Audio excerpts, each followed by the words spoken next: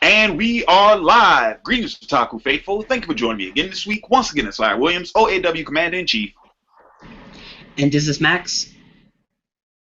And this is also Nick, your favorite, also well-known YouTuber on the internet.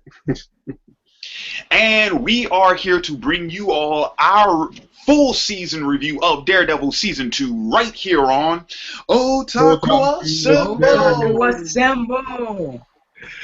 Weekly. And finally here to bring you all our comprehensive thoughts, feelings, discussions on this second season of the Marvel and Netflix original series Daredevil. So pretty much the way we're going to kick this thing off, we're going to do our little roundtable discussion, or at least our roundtable format, where we'll each go around giving our general thoughts on the season as a whole, and then we'll dive into specific details and discussions on topics as throughout the review. So, Max, go ahead and kick us off first with your general overall thoughts on the season. Simple enough. Started off strong, ended on a... That's it? That's it. Okay, how about you, Nick? Okay, what can I say about this season? Season was really good. Had delved with a lot of interesting things, especially in the beginning parts of it. Middle, depending on how you feel about it, could be a little jarring for certain people with all the mystical kind of things into it. But I think it was, pretty enjoyable and to watch it, to see how far they were willing to go through that whole thing. For me, if I had to rate it off the show as a 10, I give it maybe a 8.5 to maybe a 9. But, that's it.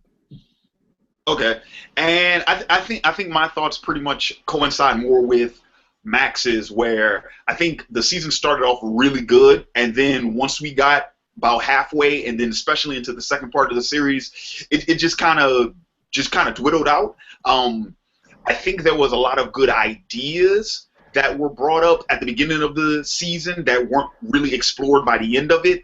I think a lot of things were wrapped up a little too quickly, weren't really given enough time to be fleshed out and whatnot. So all in all, I would say started off really well and then just kind of, plateaued, if you will. I think the season was fine, but compared to season 1, no, definitely not as good. If I had to give a rating to it, if season 1 was a 10, then this one I'd probably give a 7 to. Oh, wow. A 7, exactly. Well, I was going to ask you, what type of parts that really put it down for you? Was it more on Daredevil's own personal story? Or was it a little bit more than that, or some things with even the Punisher?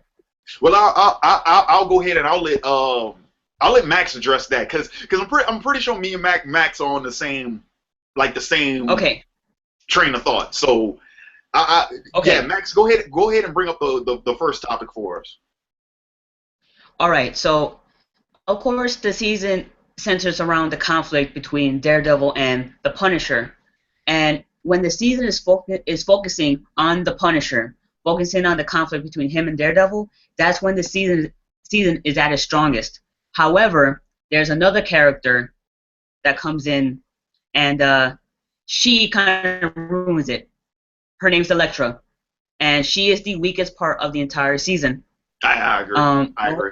Ouch. I agree. The whole thing with her, the hand, stick, black sky, whatever the hell that was, anything involving Elektra was the weakest thing in the entire series. And it served not only as a detriment to the season, but as a detriment to Matt's character as well. Like, it was hurting him as a character, in my opinion.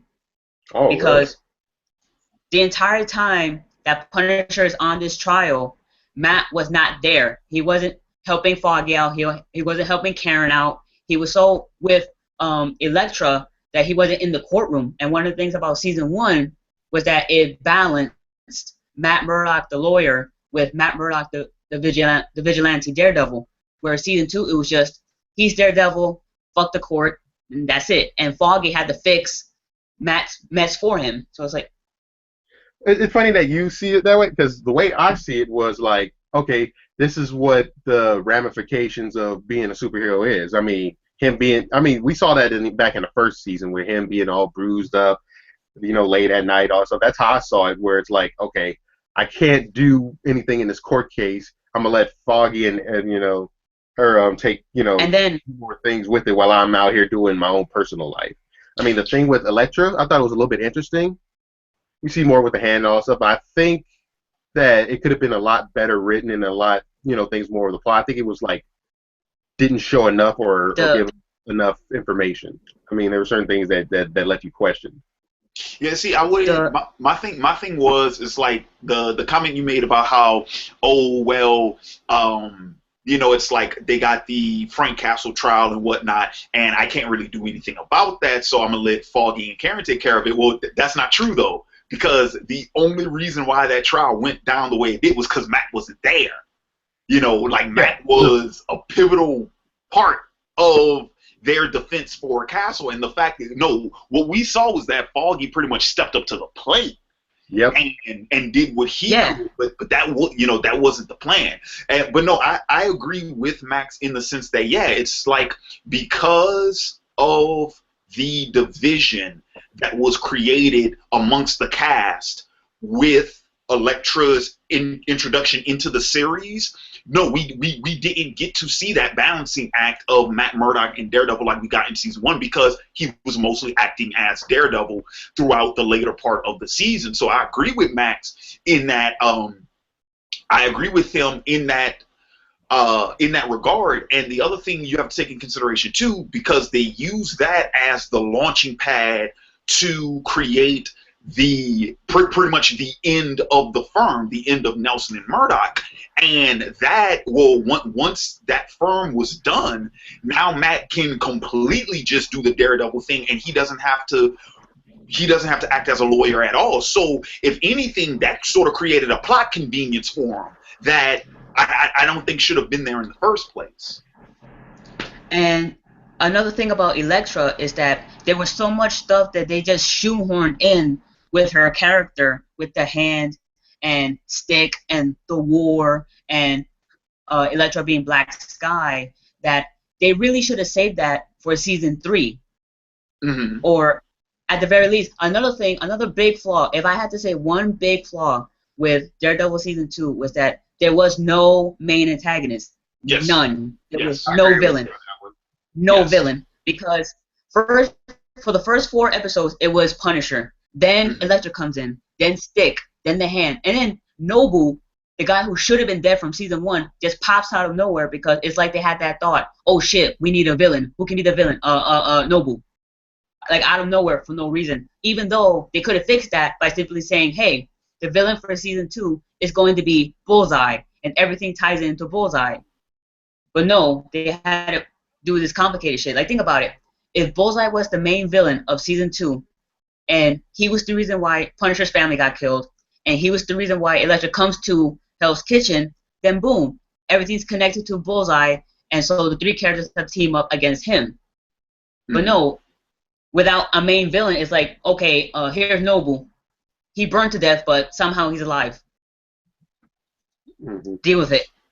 See, and the thing is, I don't think they even had to bring in an extra villain. They could have just used Elektra as the main antagonist. Yeah, that could work. Or even that.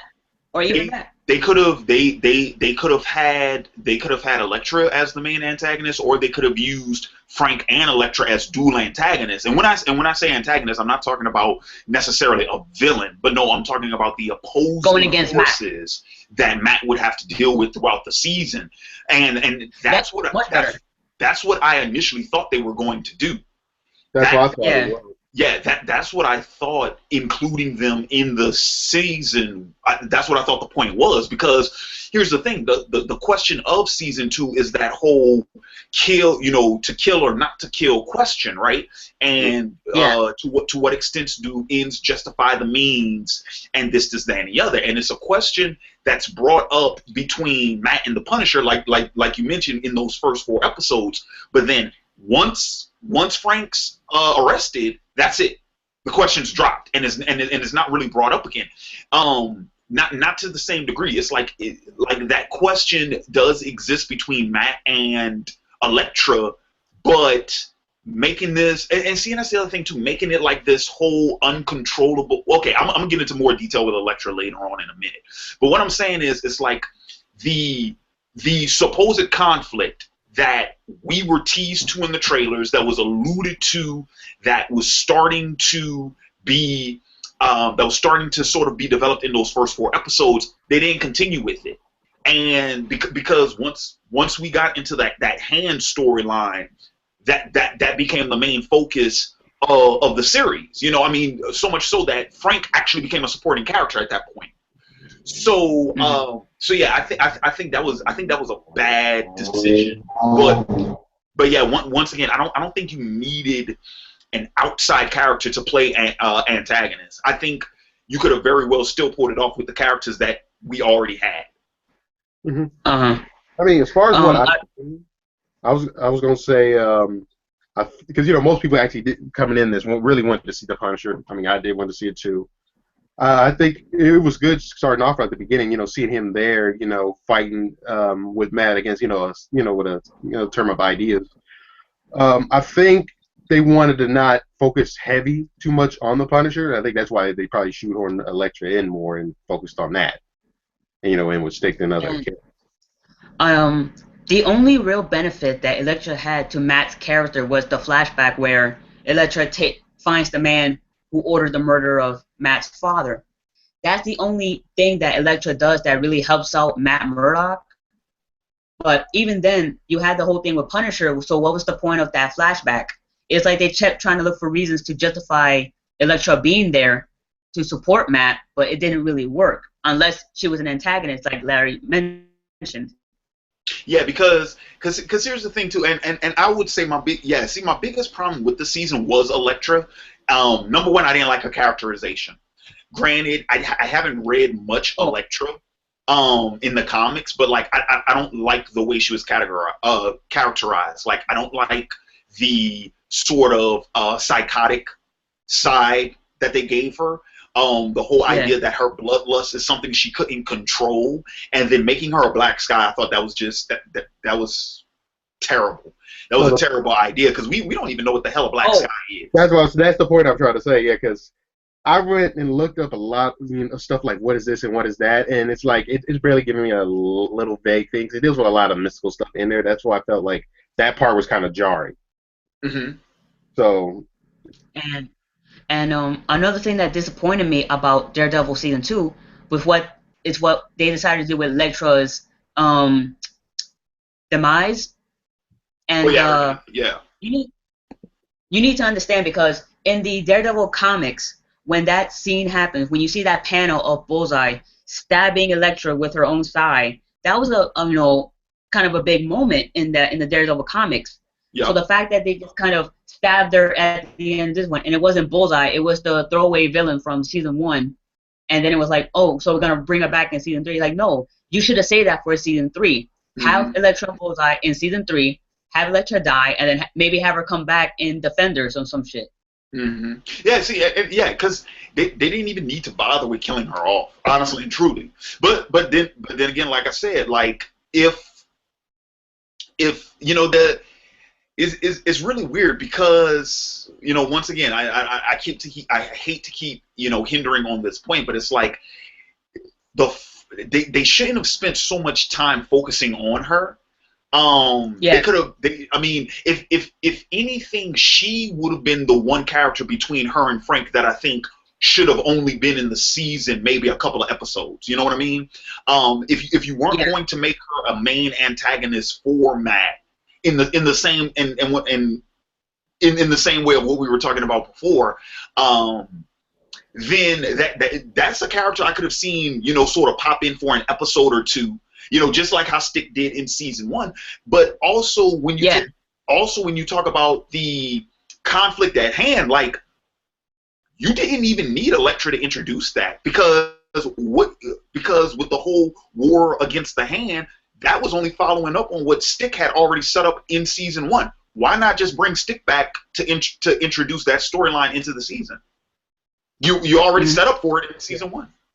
Also, she doesn't. As another role that could have been for Elektra was that she could have been a part of a love triangle between her, Matt, and Karen for their forced little romance they had there. Because I thought it was forced, to be honest. That romance between Matt and Karen, that just came out of nowhere. I'm like, what the fuck just happened? Yeah, but I'm glad it didn't do the love triangle thing because that would have driven me crazy. No, yeah, I don't blame you. I'm glad they didn't do the love triangle thing. No, but it would have been something. But the funny thing is, I learned so much now about the character Karen, even when I hear it from the comics and what she does and all stuff. I'm like, I really do not like her character. I mean, no, I like the actor. She's real cool, and even how she is in the show. But when I found out more about the comics of what she is, I'm like, I could give two fucks about her. Dang. I mean, but you know, she does some hating shit, and certain things was kind of questionable. Speaking of Karen, the storyline she had in season 2, I thought it worked. It had a point, much more than Lois from Batman v Superman. At least Karen Page had stuff to do. Like, she was finding out more about the Punisher, finding out about who he was before he became the Punisher, when he was just Frank Castle, and so that part of her storyline I did like, when she was actually trying to figure out who Frank Castle was. Yeah. See, I agree with you. No, I liked Karen. Karen is actually probably one of my favorite parts of season 2. But once again, the thing is though, when we got into the second half of the season though, we didn't get the same type of scenes and the same type of exchanges with her, Matt, and Foggy, just because once again they did that breakup.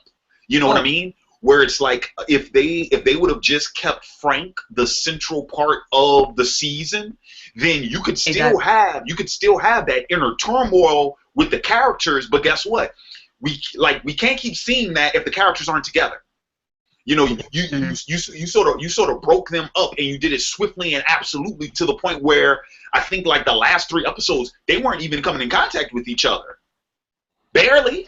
And to me, the turmoil. If they do a Daredevil season 3, I would care not to see that again, because I got sick of it in season 1 when Foggy was crying and bitching at Matt. Oh, you lied to me. You were Daredevil the whole time. And then season 2 is the same shit. Look, you're getting hurt. And then Matt's like, I don't have to explain anything to you. I'm Daredevil. And like, shut up. Well, no, that is. I think that's jumping the shark, because the only I actually think that works, and because once again, because it does contribute to the realistic tone of the series. I mean, let's face it. Max, how would your best friend find out how would he feel if he found out you was a vigilante? Well, he would probably act the same way, but the issue that Foggy had was that Matt never told him. I'm pretty sure if I told my friend, hey, I'm going to be doing this, I'm going to be helping Frank, he might be worried about me, but it's like, hey, I can take care of myself.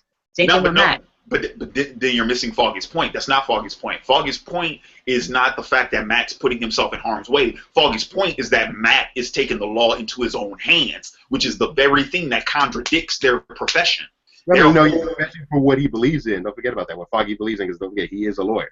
Right, exactly. Their whole profession, remember, they turned down. Remember what they said in season 1. They turned down huge positions at a prestigious law firm because that law firm did not practice law the way it's supposed to be practiced. So, this isn't just rhetoric that Fogg is throwing out there. No, this is something he believes enough in it to put himself in the poorhouse. So the idea that his partner is going out and completely making a mockery of everything that they're dedicating their life to, no, he's going to have a problem with that, because it is not only is it a contradiction in practice, but it is a contradiction in ideology. Matt claims one thing in the courthouse, but then he does something else behind a mask. Mm-hmm. No, that's not how the law is supposed to be handled. So no, that's Foggy's main problem. Because remember this, Foggy took the same stance before he found out Matt was Daredevil. Yep. Mm-hmm. Because Foggy was the only one in the group that actually was opposed to what Daredevil was doing. Karen was in support. Matt was trying to play the middle because he was still trying to, keep his cover. And see, that brings up another thing about season 2. that once again does not get fully explored. We like when they pretty much have that same type of disagreement in terms of the Punisher. It's just that in this instance, Matt and Foggy were on the same side. Karen was completely on Frank's side, and we got that one scene towards the end where her and Matt just pretty much bam clashed ideologies about the whole thing, but we never saw that resolved. We just left it. We left it at that, and then that was it. Those two characters never met at a middle ground over that issue. So and the way that John Bernthal played Punisher, it was amazing. I love his portrayal of the character. I hesitate to say it's my favorite since the Thomas Jane version. I'm gonna have to watch the Punisher miniseries they're gonna do on Netflix before I make that full statement. So I'm not gonna say he's the best Punisher because I'm still attached to Thomas Jane when he did his Punisher a long time ago. Yeah, I was gonna say you don't like Dolph Lundgren. I'm not sure if Max is old enough to remember the Dolph Lundgren one. I watched the Dolph Lundgren one, to be honest. I watched it because of my father. You know what's funny? I didn't even know there was a Dolph Lundgren one till like way later. And when I see it, that thing looks way more cartoony than the other In fact, I got to watch the 1990 Captain America, the old school Hulk series, the old Punisher with Dolph Lundgren, and I got to see all of that even before these the new Punisher started coming out. Yeah, I think I would probably say, like, I agree with you guys that Punisher was the best thing about the season. I like the portrayal. I mean, the second I found out that that Barenthal got the role, I was like, oh, dude, he's gonna murder it. In terms of whether or not it's my favorite, I can't say it's my favorite. I like but here's the other thing too. I would say it's probably the best portrayal. Mm-hmm. Not necessarily the best written though. I won't, or at least it's not my favorite written, because I do like the Thomas Jane version. Granted, his is somewhat of a departure from the comics. I think Barenthal's one is much more faithful to the comics, but I just like the Thomas Jane portrayal just because he was a Punisher I agreed with. Yeah. You know, like in that sense, like that film, I think did not really portray him as an anti-hero. I think they did portray him as a hero. You know, he was what was he? What was he in the Thomas Jane movie? Was he FBI or a Navy SEAL or something? Undercover. I think he was a Navy SEAL. Yeah, he was a Navy SEAL undercover. The son of a mob boss gets killed. And that wasn't the intention, because remember the scene where he's like, oh shit, a kid got killed. Like, that was not intended. And then the mob turns around and kills his entire family, not just his wife, not just his immediate family, his entire family gets wiped out. And so, yeah, his whole thing is about vengeance, but once again, bringing up that question like they bring up in Daredevil, at what point is it vengeance and at what point is it justice? And let's not forget the best line of the season. You hit them, they get back up. I hit them, they stay down. Right, but the best line. But that's why I said, like, the way in which they're written, like Jane, and here's the other thing too. Jane's Punisher was written strictly as like this, like he says, this isn't vengeance, it's not justice, it's punishment. He specifically targets the people responsible for the death of his family, and he doesn't even murder them all. He doesn't even murder all of them, right? He just goes after Saint, really. He's the only one he really targets. Everyone else is just sort of collateral damage because they're trying to defend Howard Saint. But he only really targets Howard Saint in that film, whereas Barenthal's Punisher in Daredevil sort of goes after everyone associated with those gangs, with those three groups. So it depends on how you feel about it. I mean, you have no problem if he was taking out more than he can chew as far as the one in the Daredevil version? Say that again. I said, are you okay? I was gonna say, depending on which, because talking about both versions. I said, do you have a problem with how Frank does his thing in the Daredevil version, taking out many different criminals? No, I don't. No, I don't have a problem with it. Like I said, that's more faithful to the comics. I'm saying I liked James better for that reason. Okay. I like how we're talking about like which one we like better, John Bernthal or Thomas Jane, but we're not even bringing up Ray Stevenson when they did Punisher Warzone. Well, I didn't care for Punisher Warzone. There's certain parts I like about Punisher Warzone. But I mean, don't get me wrong. I love Ray Stevenson. I think he's a great actor. But Punisher Warzone, correct me if I'm wrong, is highly inspired by the Punisher Max series. And that was a series I didn't care for in the comics, and so I don't really care for Warzone. Despite the fact, though, I will say, Jigsaw in Warzone I think was really well done. Yeah, he was. That's what I kind of interested in. Yeah, but that I mean that's pretty much it. I wasn't a fan of Warzone. So let's see. What else can I bring up here? Oh, when the Punisher goes into the prison and he meets up with Wilson Fisk at the end of episode 8. Was it 8 or 9? Episode 8. That surprised me. No. That was my favorite. Highlight. That was. You know why? Favorite is most favorite. My most favorite. Highlight moments. Correct my grammar. It was my most favorite scene in a whole list of worlds. Hey, right when you were talking about it, man, I was getting all fanned out for that. See, but see, this brings up another issue I had with the series, and it goes back to that whole thing about how there wasn't a main antagonist for the season. Like the little we got of Fisk, I thought that was unfortunate. Okay. Like it was shoehorned in.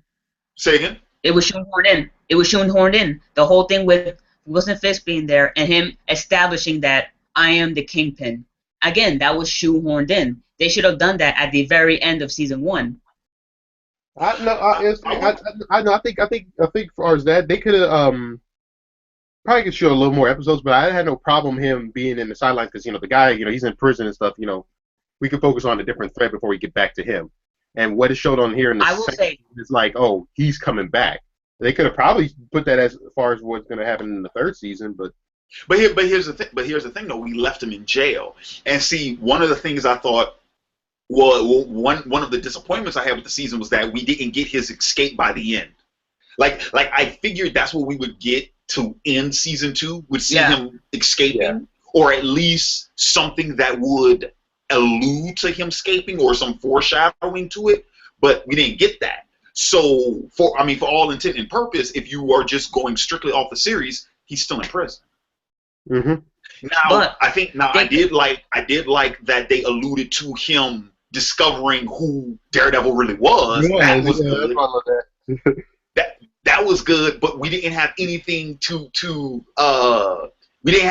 propel off of that. You know what I'm saying? It's like that's where we ended it, and then that was it. Yeah, he's like, oh, finally, I want to know more about this man, and that's it. We never heard nothing more, anything. Right. About it. I mean, they could fix that at the beginning of season 3. Like at the very beginning of season 3, you show him escaping from prison with the help of Bullseye. I can't stress that enough. Bullseye, you need him. I get the feeling Bullseye might be coming in season 3. Has it been renewed for a 3rd season yet? I heard nothing about it. Not yet. Yeah, because I heard from what I heard, it was like I'm not even sure about Jessica Jones anymore, because I think Daredevil and Jessica Jones are both sort of on hold until they get the other series out. Well, it's funny. I wanted to talk a little bit about that. They should do that. Because from what I've learned about certain things, because we had a little bit of problems with the whole thing with the Black Hand, all that stuff, because it looked like they piled a lot of stuff in their plate for this season. Mm-hmm. I got a feeling that it's going to be a little bit of a problem like that with Jessica Jones, as far as like, okay, where we're going to start off from here after that. I mean, the only thing we can probably... Well, I figured that Jessica Jones season 2 would be her looking into the company that Yeah, the ones that gave her abilities. But I was gonna say, how much And do you play on that? That's what I'm wondering. also, you have to look at if Marvel is going to continue their relationship with Netflix, because if they are, then I want to see Luke Cage, then Iron Fist, and then go straight to Defenders. That way, if they do a Marvel Netflix Phase 2, they can have Daredevil, Jessica Jones Season 2, the Punisher series, and 2 new series with 2 new characters, I think. Hmm. And Well, we maybe know. hold off on Daredevil. Well, we know Luke Cage is the next one up, and Yeah. Yeah. then I think Iron Fist is the next one up too. And Now I I think don't know, like Punisher's already been greenlit, but I don't know if that's going to come before or after the Defenders. Also, Jessica Jones season 2 did get greenlit, but once again, don't know if it's going to happen before or after the Defenders. I think it should happen after Defenders, just so if they want to do a Phase 2, they can start off with that and then have Punisher follow. And then I feel like with Marvel Netflix, they can go not just with the street level heroes, but also go into the supernatural stuff. So in Phase 2, you have Jessica Jones Season 2, Punisher, Moon Knight, and then Ghost Rider. I mean, Netflix got a lot. Well, I mean, especially how much the marketing revenue that they're making and stuff. I'm like, they could do a lot of different stuff if they want to. I mean, it was They can do whatever Ghost Marvel Rider if wants they to. wanted. Yeah, it's whatever Marvel wants to, give to them. Yeah, I would. My biggest concern would be though. I would just probably say don't oversaturate it because because we're still like we're getting 2 shows a year. You know what I mean? 2 seasons a year. Well, So I think any more than that might be excessive. I think well, they're spaced out enough to where you could probably watch them. I mean, it's not like we were.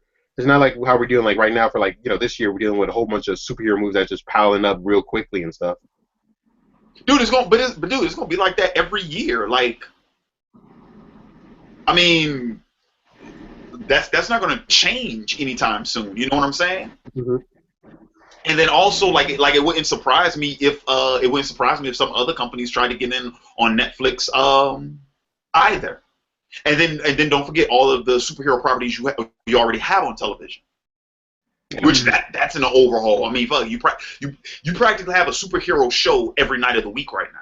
Yeah. Well, no, I agree. Yeah, it could be oversaturated if you're a person who's keeping track of all this stuff, doing watching all the shows, all the movies and stuff. Yeah, I know, Larry. I know. Most So yeah, most of them, not all of them, but most of them. It's just exhausting, man.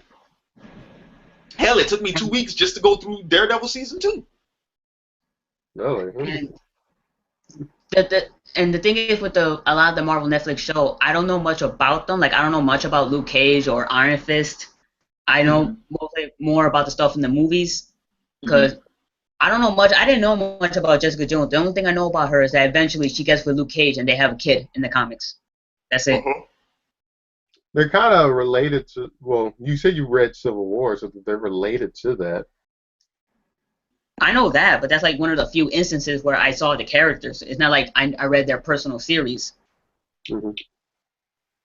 And then there's Cloak and Dagger, and they did that whole interracial couple thing before. Oh yeah, I forgot about that. I forgot. Don't forget. That's another TV show they're thinking of doing. Yeah, that got greenlit for Freeform, so that's coming out. Mm-hmm. So that one. I know more. I know about Cloak and Dagger, so that's good for them. It's going to be interesting to see what happens with the rest of the Marvel Netflix slate. But I will say this though, given the departures, because let's be real here, and for anybody watching this who isn't aware, because they're Daredevil this season actually I believe lost both of its showrunners. It lost McKnight, Stephen DeKnight and Drew Goddard. Both of them left for season 2, and I think it was 2 of the writers I think took over as showrunners. So we did have 2 different people at the helm for season 2. And to say that, you know, you're talking about a year after less than a year after season 1 premiered. If anything, I would probably say now would be good a time as any is just to kind of, you know, put Daredevil on the back burner for a while.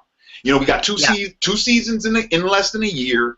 Put it on the back burner, tend to the other series first, and then, you know, and then come back to it later.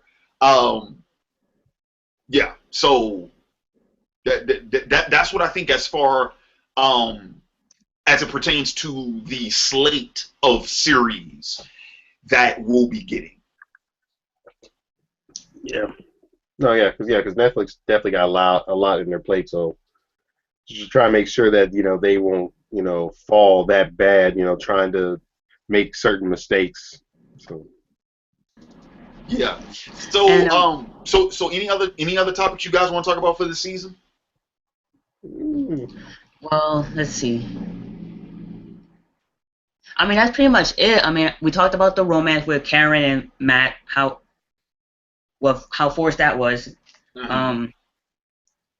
It's a shame that what's the dude's name? Ben Riley is his name.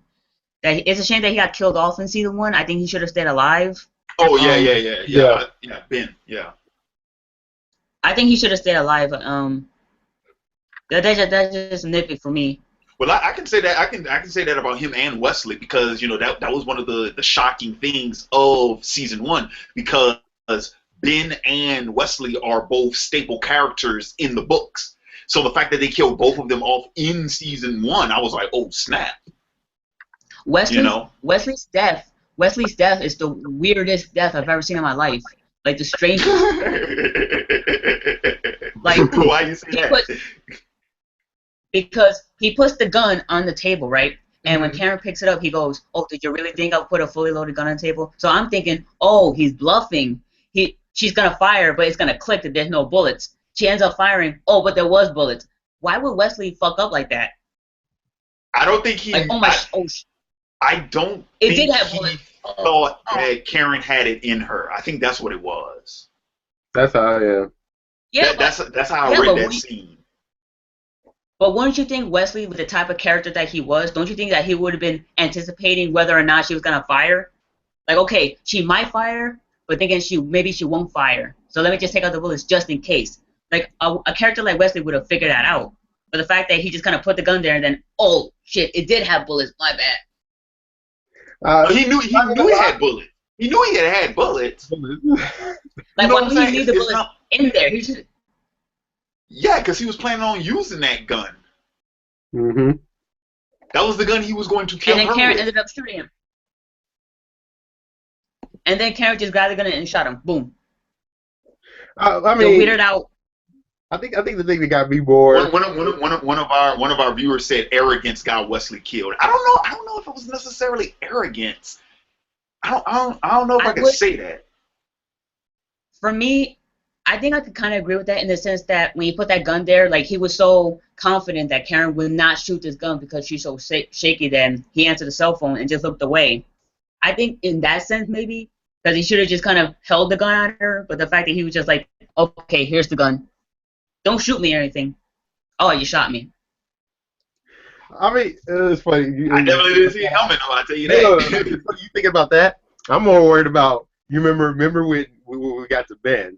You know, he's going to do his thing, typing on the computer. And right when I saw Fisk came around, I'm like, oh, man, he's about to get that stranglehold on. Well, see, that I saw coming, just because I don't know if you all remember, the thumbnail for that episode is the screenshot of Fisk sitting in that room.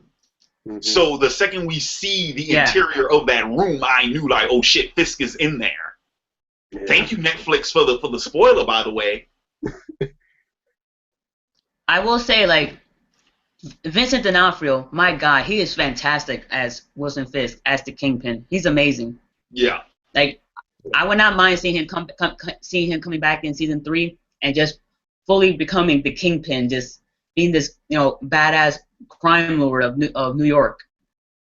See, here's the other thing too. I'm curious to know, what do you guys think about what do you guys think about our the potential antagonist for the Defenders, because I was under the impression that it was going to be Fisk, was going to be the main antagonist for the Defenders, but I'm hearing rumors now like, oh, it might be the Hand. That's a threat big enough that would justify putting together a team of street level heroes.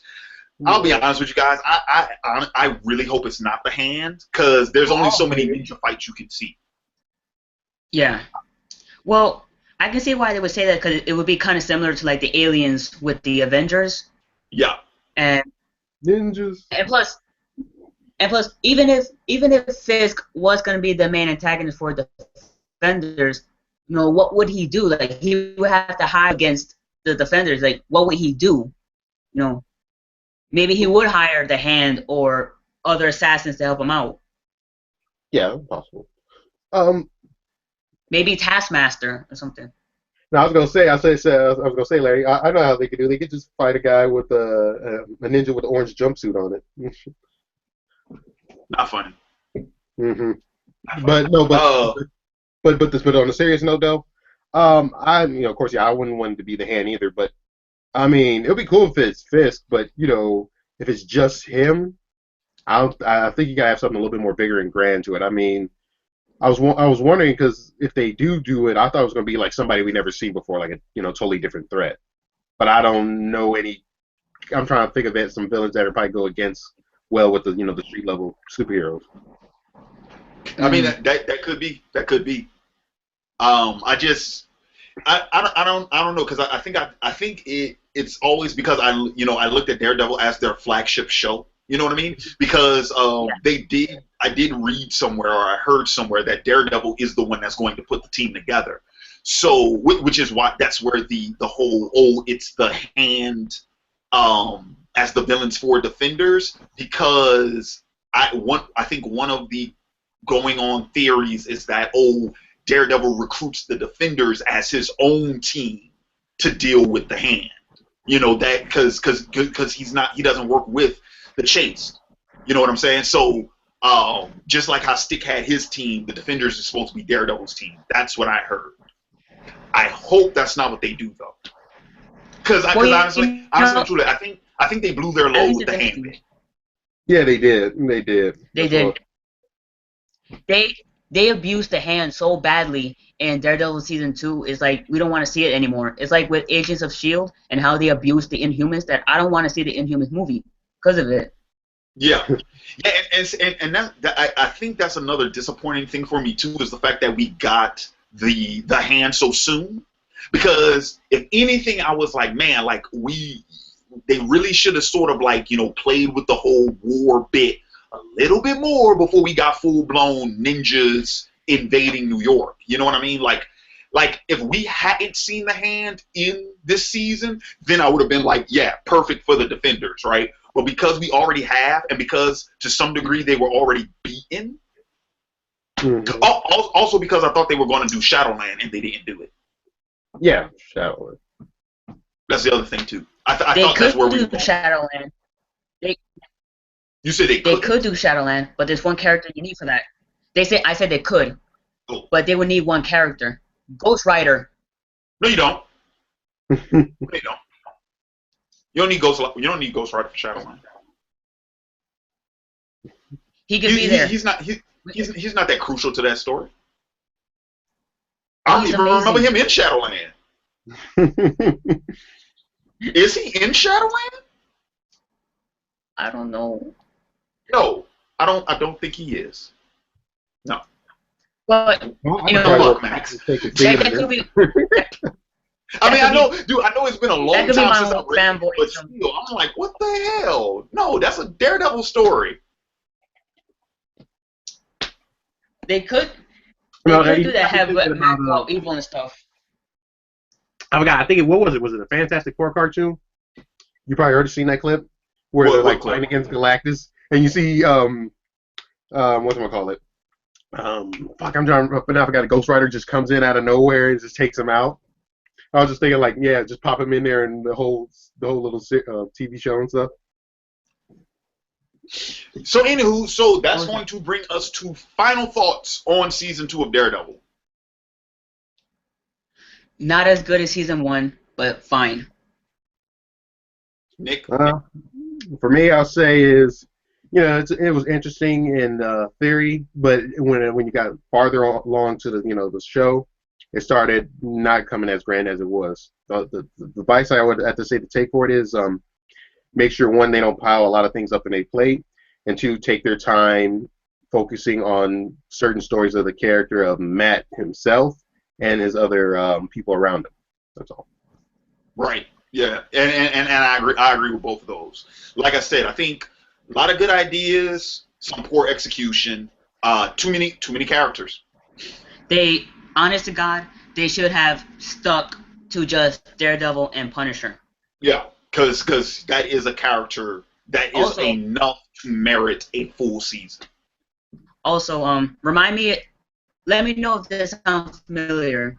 You have two known characters who are in a conflict, and rather than making it simple, they decide to complicate it with unnecessary storylines and extra characters. It comes from Warner Brothers. That's about everything that everybody's doing at this point now. That's Batman v Superman right there. Although I wouldn't put it on the same level. But Daredevil season 2 isn't nearly as bad as that. It's not as bad, but it's the same feel, and that's the same feeling I had. Wow. It just wasn't. So you really didn't like season 2 then? That's what I was wondering. I'm like, damn. No, wait. Hear me out. I had that same feeling, but a lot less. The feeling was there. I could recognize it, but the smell wasn't that bad.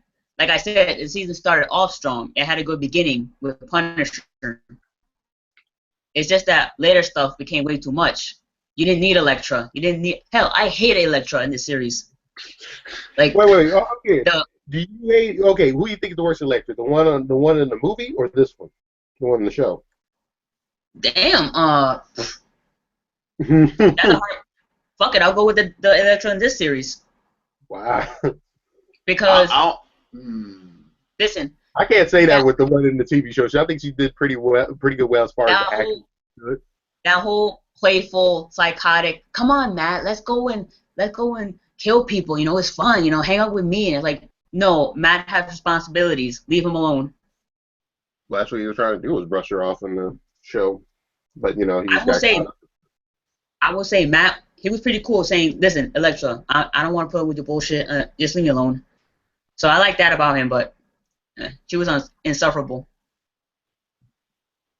I can't comment on that because I'll be quick to say I like Elektra in the movie better, but I like Jennifer Garner, so I'm kind of biased. Yeah. Okay, if anything, I could tolerate Jennifer Garner in the movie. I couldn't tolerate old girl on the show. Like, I cringed when she was on screen. Yeah.